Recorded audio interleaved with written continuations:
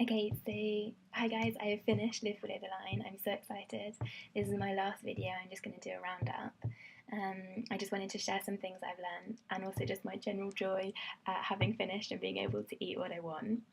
So I finished at midnight last night and I went to bed about 10 and put my alarm on for midnight in a minute so that I could wake up and have some chocolate that one of my friends kindly gave me. And I put my alarm for a minute past midnight, so that I knew that I definitely finished and I wasn't going to cave too early, and I wasn't going to have the chocolate just before the end.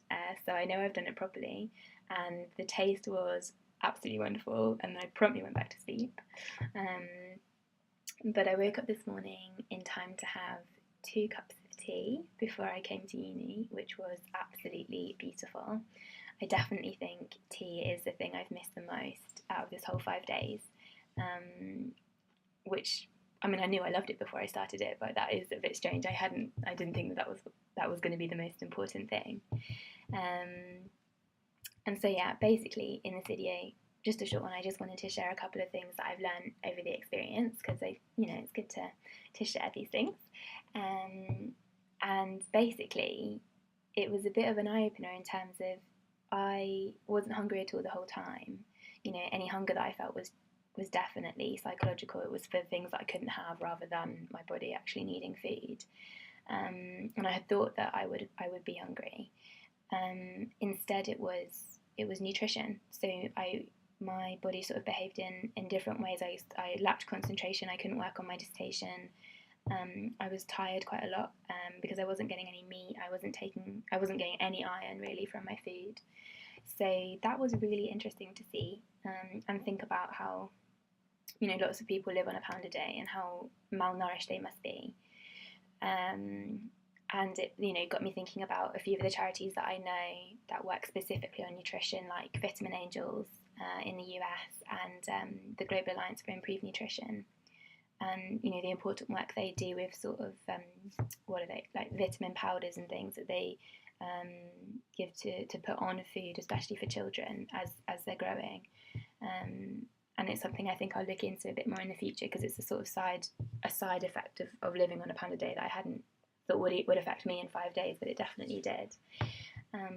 But it also taught me that actually we probably spend way too much on stuff that we don't need to in the UK. So I had a perfectly enjoyable 5 days. I socialised even.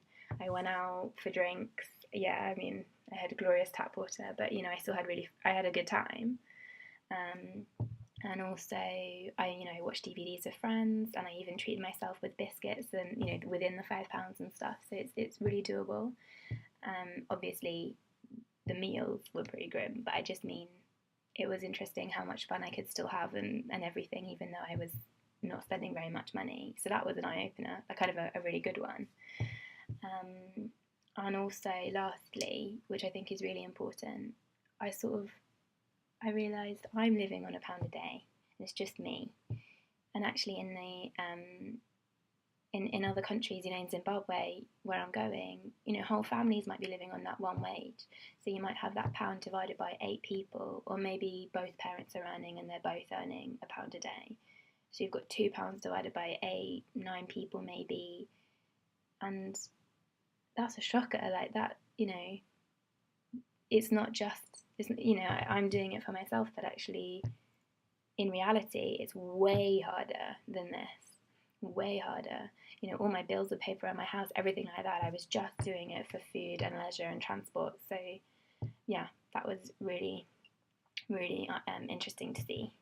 But yeah, enough reflection. I just wanted to share a few of those things. And I wanted to thank everyone so much for your generous contributions. I'm really touched. Every time I go on my Just Giving page, it gives me a real boost. It's so nice to see how much everyone supported me. And if anyone else would like to donate, I would be so grateful. I'm doing it for Restless Development, as I'm sure you all know. So I'm going to Zimbabwe with them in September. And all the money raised goes to the charity itself. Every single pound. It doesn't go to me at all. It doesn't help my experience, in Zimbabwe. It's not for my vaccinations or anything.